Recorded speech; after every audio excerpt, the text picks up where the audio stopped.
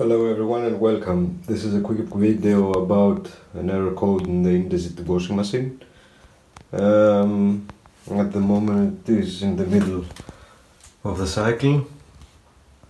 This usually indicates a drain problem, so I'm going to turn it off, disconnect it from the power and try to drain the water in the bathroom drain.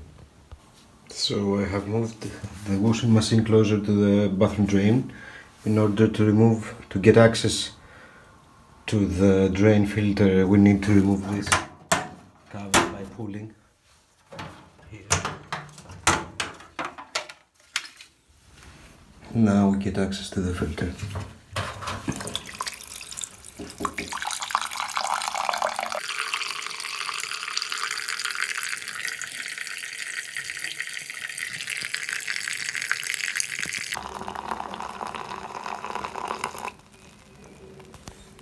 So now that almost all the water has drained, all of it,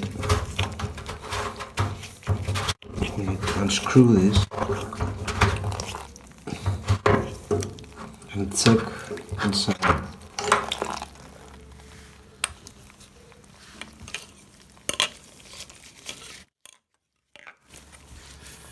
For anything.